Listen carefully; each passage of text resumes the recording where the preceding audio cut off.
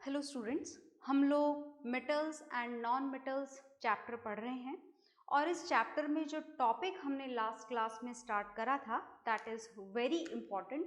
हमने कारण ढूंढना शुरू करा था कि आखिर जो कंपाउंड्स हैं उन कंपाउंड्स का फॉर्मेशन क्यों होता है ना, किस तरीके से होता है।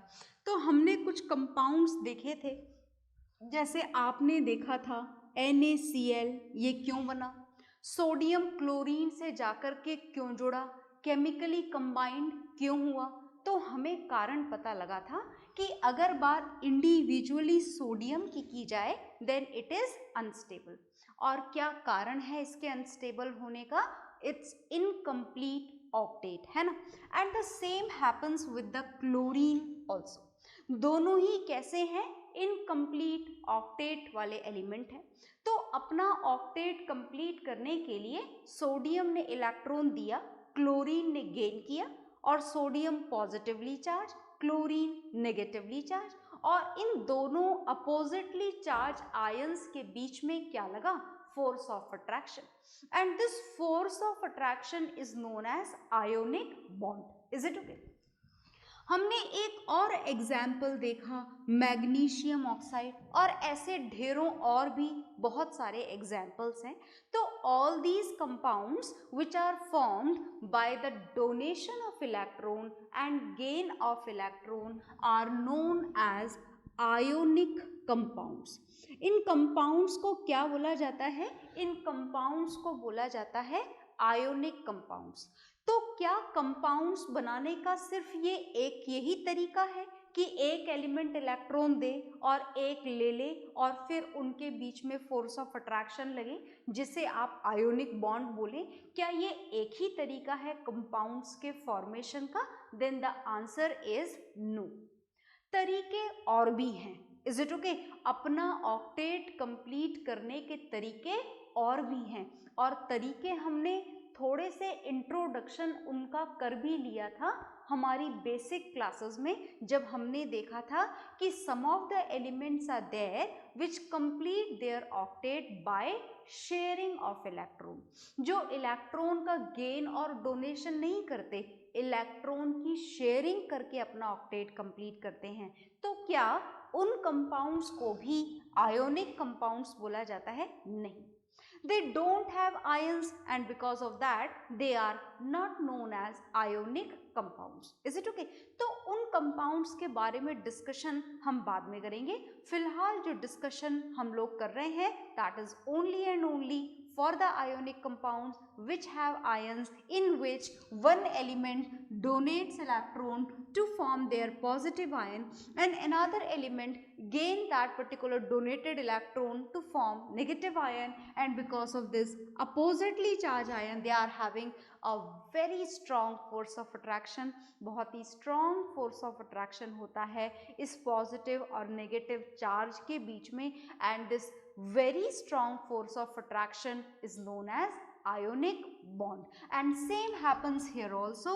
This magnesium is going to donate 2 electrons and this oxygen is going to gain these 2 donated electrons. So again a very strong force of attraction will be there between this positively charged ion and negatively charged ion, and this very strong force of attraction is known as ionic bond। And all those compounds which have ions in them, which have ionic bond in them, are known as ionic compounds. क्या बोला जाता है उनको? उनको बोला जाता है ionic compounds. तो हम आज की क्लास में क्या पढ़ेंगे? क्या दोबारा से आयोनिक कंपाउंड्स के एग्जाम्पल देखेंगे? नहीं, जितना बताया गया था उतना काफ़ी है। आपको उसी के साथ में कुछ एग्जाम्पल्स और ट्राई करने हैं अपने घरों पर। फिलहाल जो आज की क्लास में हम पढ़ेंगे, आज की क्लास का हमारा टॉपिक है, बड़े ध्यान से देखिएगा, बहुत इम्पॉर्टेंट, बहुत ही कॉन्सेप्चुअल टॉपिक है, एंड दिस इज प्रॉपर्टीज। हम प्रॉपर्टीज पढ़ने जा रहे हैं, और किसकी प्रॉपर्टीज पढ़ने जा रहे हैं? Properties of ionic compounds. हम जानने जा रहे हैं कि इन सारे कंपाउंड में, कुछ और एग्जाम्पल भी मैं लिख देती हूँ सो that it would be more clear कि ये सब भी आयोनिक कंपाउंड्स की लिस्ट में आते हैं। तो जैसे मैंने लिखा हुआ है सोडियम क्लोराइड, मैग्नीशियम ऑक्साइड, और लिखें आप Al2O3, इनका वो है ना, वो भी बना के देखिएगा, इलेक्ट्रॉन डॉट रिप्रेजेंटेशन वाला स्ट्रक्चर भी बना के देखिएगा, तो आपको समझ में आएगा कि वो आपको आया या नहीं आया। And a lot of examples there, ढेरों एग्जाम्पल्स हैं, आप चाहें जितने लिख सकते हैं, बहुत सारे एग्जाम्पल्स हैं। और ये दो मैंने लिखे हैं, इनका इलेक्ट्रॉन डॉट रिप्रेजेंटेशन आप बनाइएगा so that it would be more clear to you.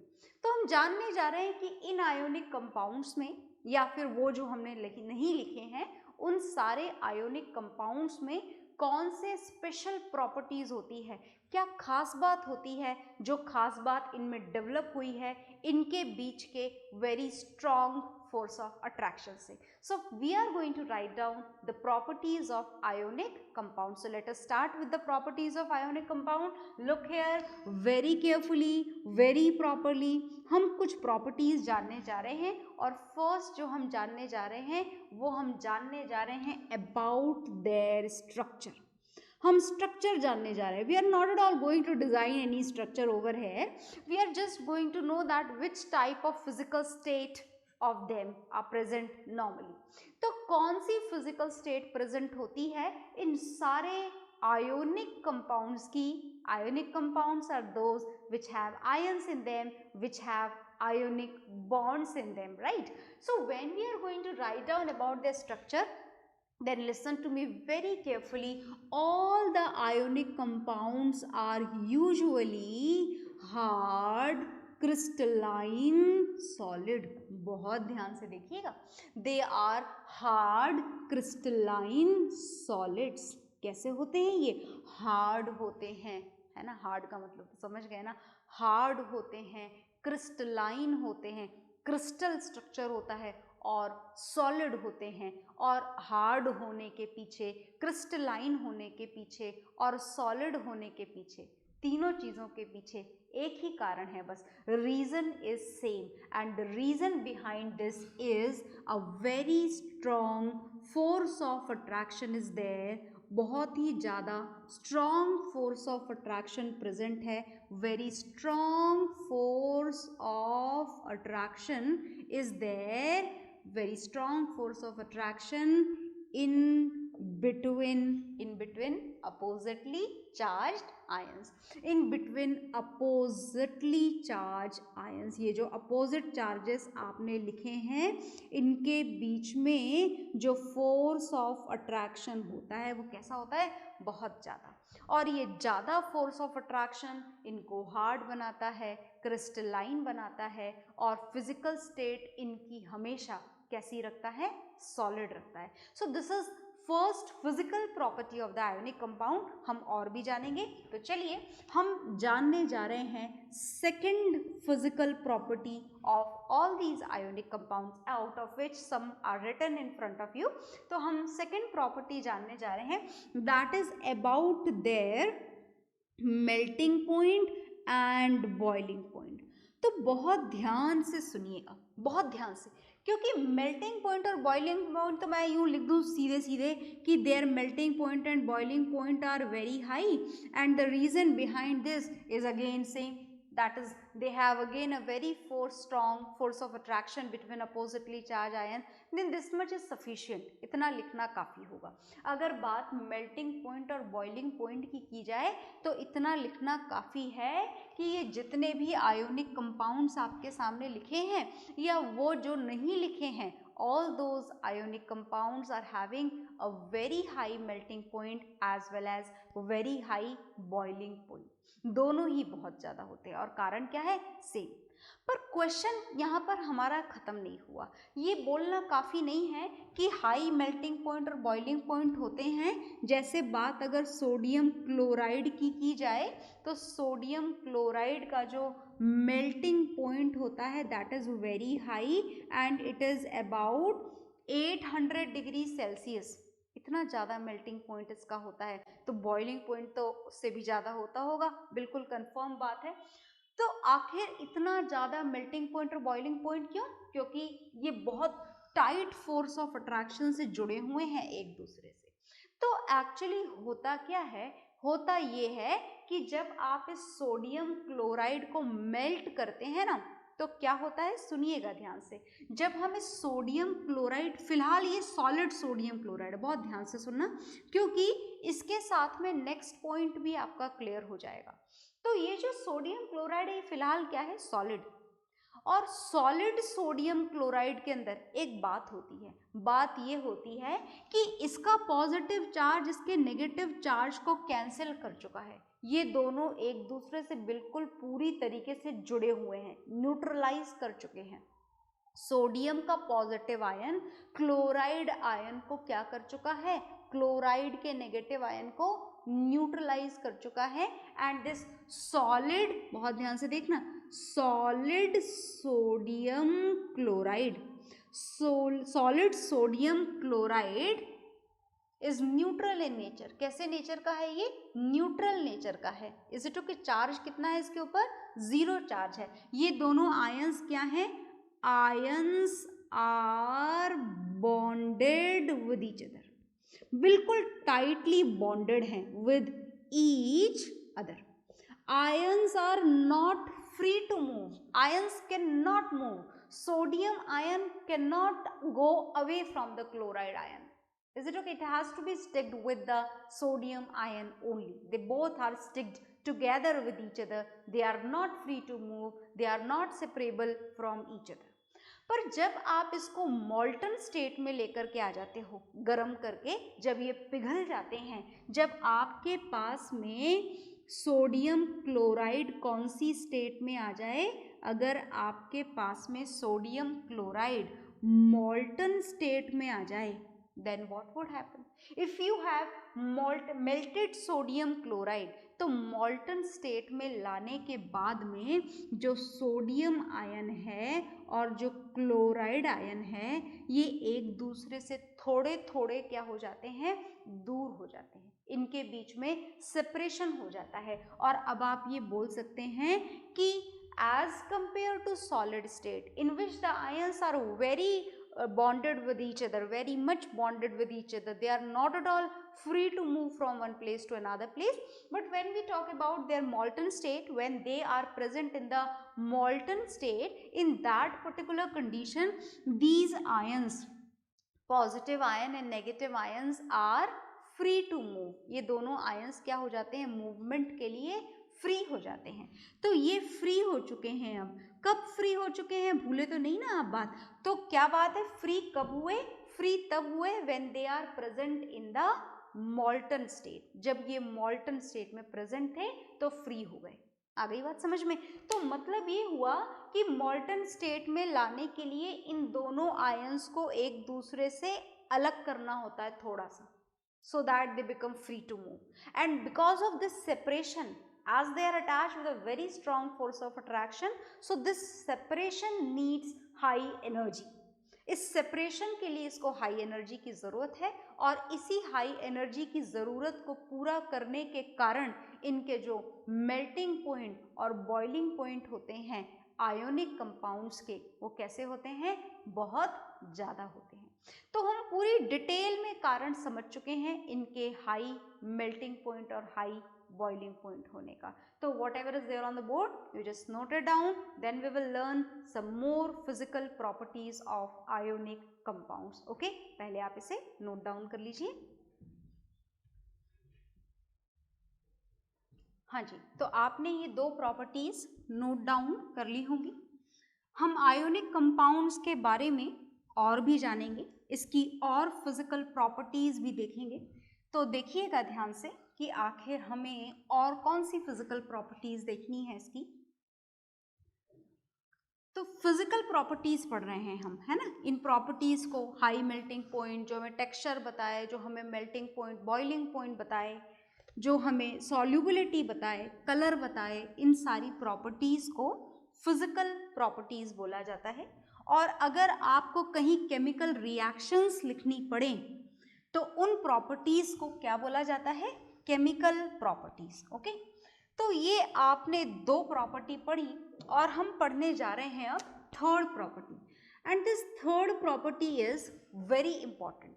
हम बात करने जा रहे हैं कंडक्टिविटी की। और कौन सी कंडक्टिविटी की बात करने जा रहे हैं, हम बात करने जा रहे हैं आयोनिक कंपाउंड्स की इलेक्ट्रिकल कंडक्टिविटी की बात करने जा रहे हैं। क्या आप इलेक्ट्रिकल कंडक्टिविटी का मतलब समझते हैं? बहुत अच्छे से समझते हैं, क्योंकि हम तो पूरा चैप्टर इलेक्ट्रिसिटी पढ़ चुके हैं, तो इलेक्ट्रिकल कंडक्टिविटी तो हम बहुत अच्छे से समझते हैं। इलेक्ट्रिकल कंडक्टिविटी का मतलब transfer of electricity from one place to another place. अगर इलेक्ट्रिसिटी एक जगह से दूसरी जगह पर पहुंचाई जा सके तो उसे बोला जाता है कंडक्शन। किसका कंडक्शन? इलेक्ट्रिसिटी का कंडक्शन। और इलेक्ट्रिसिटी को एक जगह से दूसरी जगह पर कौन लेके जा सकता है? आप लेके जा सकते हैं? बिल्कुल, आप भी लेके जा सकते हैं, because human body is a very good conductor of electricity because of a lot of salts which are present in our body in the form of their ions. Is it okay? खैर, फिलहाल हम हमारी बात नहीं कर रहे हैं, हम बात कर रहे हैं इन आयोनिक कंपाउंड्स की which are there in front of you. तो चलिए बात करते हैं। देखिए, बात ऐसी है कि जैसे मैंने लिखा Na, बहुत ध्यान से देखना है ना, बहुत काम की बातें हैं, अलग अलग तरीके से घुमा घुमा के, ऐसे नहीं तो वैसे, जाने कैसे कैसे पूछी जाती हैं, तो बहुत ध्यान से सुनना। जैसे मैंने आपसे बोला कि you have solid sodium chloride, मैंने आपके सामने लिखा सोडियम क्लोराइड, जो किसका एग्जाम्पल है? आयोनिक कंपाउंड का, और साथ में कंडीशन और लगा दी that this is solid sodium chloride. तो अब मैं आपसे पूछ रही हूं कि क्या ये सॉलिड सोडियम क्लोराइड जो है, is it a good conductor of electricity? Then your answer is no. ये जो सॉलिड सोडियम क्लोराइड है, this solid sodium chloride does not conduct electricity. ये इलेक्ट्रिसिटी का कंडक्शन नहीं करता। Is it okay? तो मतलब क्या है? This does not conduct electricity. ये इलेक्ट्रिसिटी का कंडक्शन नहीं करता है। और क्या कारण है कि इलेक्ट्रिसिटी का कंडक्शन नहीं करता? क्योंकि इसके पास में जो आयंस हैं, sodium 1 positive and chloride 1 negative ion, these ions are not free to move। भाई, इलेक्ट्रिसिटी को एक जगह से दूसरी जगह पर कौन लेके जा सकता है? इलेक्ट्रिसिटी का कंडक्शन कौन कर सकता है? इलेक्ट्रिसिटी के कंडक्शन के लिए या तो होने चाहिए फ्री इलेक्ट्रॉन्स, फ्री इलेक्ट्रॉन्स नहीं है तो फिर होने चाहिए फ्री आयंस। अच्छा, फ्री का मतलब क्या है? पैसों के हिसाब से फ्री नहीं, फ्री का मतलब है फ्री टू मूव एनीवेयर, जो इधर से उधर जा करके मूवमेंट कर सकें। तो इसके पास में आयंस तो हैं, पर these ions are not free from each other. ये सोडियम आयन क्लोराइड आयन से बिल्कुल जुड़ा हुआ है, समझाया था ना लास्ट वाली फिजिकल प्रॉपर्टी में, है ना? तो यहाँ पर ये जो सोडियम आयन है, it is tightly bonded with the chloride ion. This sodium ion can not move freely in the solution, है ना, मूवमेंट ही नहीं कर सकता ये सोडियम क्लोराइड। सोल्यूशन मैंने गलत बोल दिया, सोल्यूशन वर्ड यूज नहीं करना। Sodium ion can not move freely in the solid sodium chloride. Is it okay? As the ions are bonded with each other. तो सोडियम क्लोराइड में आयंस तो हैं, but these ions are not free to move. ये ions movement के लिए free नहीं है, and as these ions are not free to move, because of that this solid sodium chloride is a very bad conductor of electricity.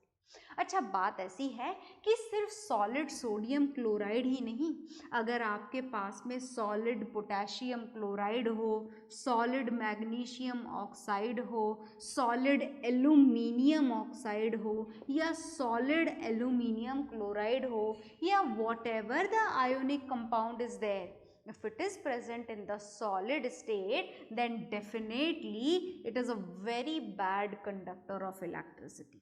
अगर आपने solid state में लिए हुए हैं ये compounds, तो ये क्या हैं? They are very bad conductor of electricity as they have ions, but these ions are not free to move. पर अगर आप इन्हीं सॉलिड आयोनिक कंपाउंड्स की सॉलिड स्टेट बदल दो, कौन सी स्टेट में बदल दो? Solid state. अगर अब आपने इनकी स्टेट बदल दी है, सॉलिड नहीं लिया है आपने कौन सी स्टेट में लिया है? इन्हें लिक्विड स्टेट में ले लिया है। कौन सी स्टेट में ले लिया है?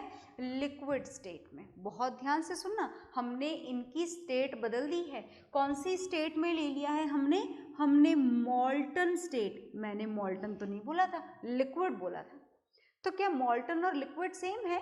थोड़ा सा डिफरेंस आप मान सकते हैं। देखो, मॉल्टन स्टेट का मतलब तो ये हुआ कि आपने इनको क्या करा कि हीट करा मेल्टिंग पॉइंट के बराबर। Is it okay? और आपने लास्ट वाली प्रॉपर्टी में देखा ही था कि when they are heated up to their melting point, then what would happen? Their ions becomes free to move. ये आयंस एक दूसरे से क्या हो जाते हैं? मॉल्टन स्टेट में आने के बाद में फ्री हो जाते हैं। किस काम के लिए? मूवमेंट के लिए। That means sodium ion is free from the chloride ion. It can move now when the sodium chloride is present in the molten state. Similarly, potassium ion is free from the chloride ion. Magnesium ion is free from the oxide ion. Aluminium ion is free from the oxide ion. Here aluminium ion is free from the chloride ion. So when they are present in their molten state, these all ions are free to move. तो हमें पता लगा कि जैसे ही आपने इन्हें molten state में लिया, ये ions क्या हो गए? मूवमेंट के लिए फ्री हो गए। And as the ions are free to move, then what would happen? Then these ions can carry electricity from one place to another place. That means in their molten state, all these ionic compounds becomes very good conductor of electricity. अच्छा, molten state जैसा कि मैंने बोला था थोड़ी देर पहले, liquid state, molten state and liquid state are almost same, but in one more form. If they are present in their solution, अगर आपने इन सॉल्ट के एक्वस सोल्यूशन ले लिए हैं, कौन से सोल्यूशन ले लिए हैं? Aqueous solution. भूले तो नहीं हो ना एक्वस सोल्यूशन का मतलब? एक्वस सोल्यूशन का मतलब these salts are dissolved in water. आपने इन सॉल्ट्स को किस में डिजॉल्व कर दिया है? पानी में डिजॉल्व कर दिया है। तो एक्वस सोल्यूशन आपने इनके ले लिए हैं, किसी के भी, सबके। They all are soluble in water. यही इसकी next physical property भी है। All these ionic compounds are soluble in water, and when these ionic compounds are dissolved in water, then again the same thing happens. What would happen? अगर आप इन्हें पानी में dissolve कर देते हैं, तो पानी में डिजॉल्व करने के बाद में भी ये दोनों आयन एक दूसरे से क्या हो जाते हैं? सेपरेट। ये दोनों भी सेपरेट, ये दोनों भी सेपरेट। मतलब आप कोई सी भी कंडीशन लो, कोई सी भी का मतलब कौन सी कंडीशन? कोई सी में भी तो ऑप्शन होना चाहिए ना। बिल्कुल ऑप्शन है। आप चाहो तो इन आयोनिक कंपाउंड्स को मॉल्टन स्टेट में ले लो, और चाहो तो इन आयोनिक कंपाउंड्स के एक्वस सोल्यूशन बना लो, मतलब आप उन्हें पानी में डिजॉल्व कर दो।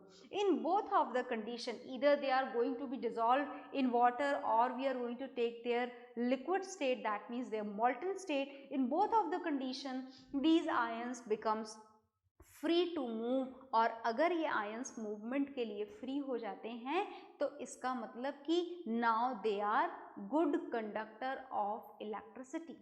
ये क्या हो जाते हैं? Good conductor. किसके? इलेक्ट्रिसिटी के। तो आपको पूरी बात समझ में आई? पूरी बात ये है कि if we are going to take these ionic compounds in solid state, then they are bad conductor of electricity, and if we are going to take their molten state or aqueous solution, then the ions becomes free to move, and these solutions will be very good conductor of electricity. So whatever is there on the board, you just note it down very fast. तो आपने ये note down कर लिया होगा, और हमें इसके साथ ही एक बात समझ में आ गई कि ये इलेक्ट्रिसिटी को कंडक्ट कर सकते हैं। कौन कंडक्ट कर सकते हैं? इनके एक्वस सोल्यूशन। किनके एक्वस सोल्यूशन? आयोनिक कंपाउंड्स के एक्वस सोल्यूशन, और इनकी मॉल्टन स्टेट भी। देखो, मॉल्टन स्टेट लाना थोड़ा मुश्किल काम है। मुश्किल काम है ना? क्यों? क्योंकि मेल्टिंग पॉइंट बहुत ज़्यादा है। तो बेहतर तरीका है कि आप इन सॉल्यूशन के क्या बना लें? एक्वस सोल्यूशन बना लें, और फटाक से इलेक्ट्रिसिटी कंडक्ट हो जाएगी। How can we prove it with an activity? Yes, definitely. हम वही प्रॉपर्टी पढ़ रहे हैं। कौन सी वाली? इलेक्ट्रिकल कंडक्शन वाली, इलेक्ट्रिसिटी के कंडक्शन वाली प्रॉपर्टी हम पढ़ रहे हैं। और देखिएगा ध्यान से, इलेक्ट्रिसिटी के कंडक्शन वाली कौन सी प्रॉपर्टी आप पढ़ रहे हैं, देखना ध्यान से। जैसे ये लिया आपने कंटेनर और आपने इसमें लिया ये सॉल्यूशन, किसका सॉल्यूशन, एक्वस सॉल्यूशन। पर किसका एक्वस सॉल्यूशन, आपकी जो मर्जी हो उसका एक्वस सॉल्यूशन, मतलब इनमें से किसी भी आयोनिक कंपाउंड का एक्वस सॉल्यूशन। फॉर एग्जाम्पल आपने लिया सोडियम क्लोराइड का एक्वस सॉल्यूशन। तो जैसे ही आप इनका एक्वस सॉल्यूशन लेते हैं, इस सॉल्यूशन में मतलब अब ढेर सारे सोडियम आयन होंगे और ढेर सारे chloride ion, and these ions are now free to move, movement के लिए फ्री हैं। और जैसे ही आपने इसमें ये लगाए, क्या लगाए हैं, ये इलेक्ट्रोड्स, इलेक्ट्रोड्स लगा दिए हैं। ये ग्रेफाइट के ले सकते हैं आप electrode, allotrope of carbon which is a very good conductor of electricity, है ना।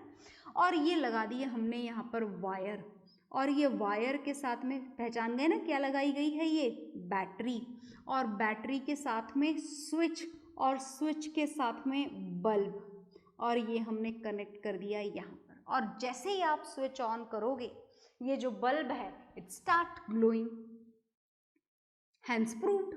क्या प्रूव हो गया, that the aqueous solution of sodium chloride is a very good conductor of electricity. Is it okay?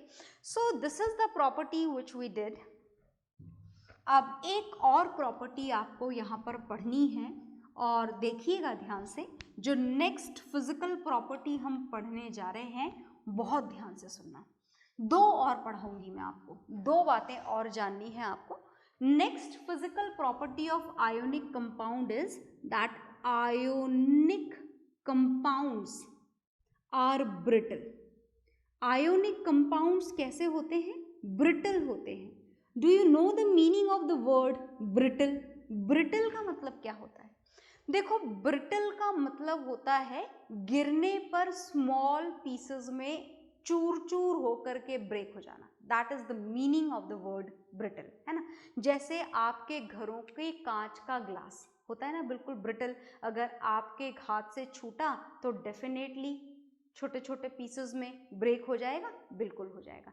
And this characteristic is known as brittleness. So all these ionic compound जो आपके सामने लिखे गए हैं या जो नहीं भी लिखे गए हैं, all the examples of ionic compound are brittle. ये बात आपको याद रखनी है आयोनिक कंपाउंड्स के लिए। अब मैं आपको बताने जा रही हूँ fifth and the last physical property of ionic compound, and this is about their solubility।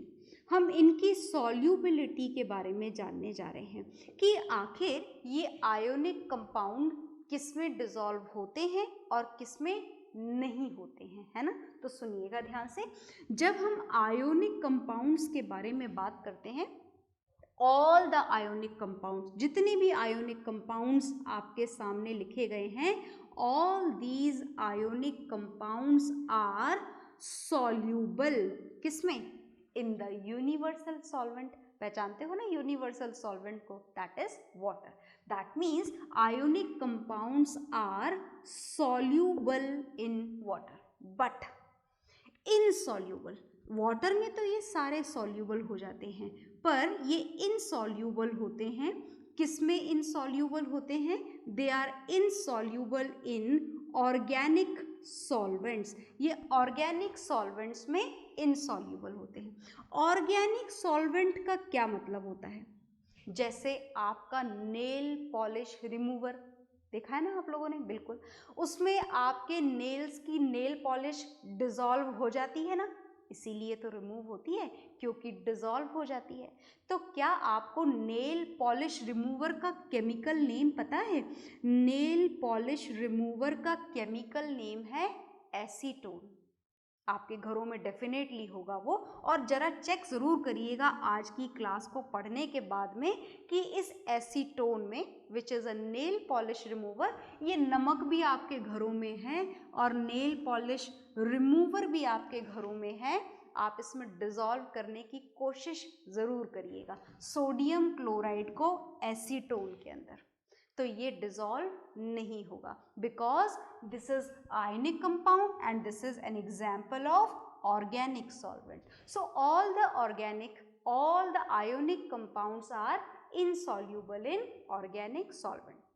तो क्या ऑर्गेनिक सॉल्वेंट का ये एक ही एग्जाम्पल है? नहीं, एग्जाम्पल तो और भी बहुत सारे हैं, पर अब मैं जो एग्जाम्पल लिखूंगी वो शायद आपके इतने जाने पहचाने एग्जाम्पल्स नहीं हैं। जैसे ईथर एक एग्जाम्पल है, कार्बन डाइसल्फाइड एक एग्जाम्पल है, और ईस्टर भी एक एग्जाम्पल है। A lot of organic solvents are there.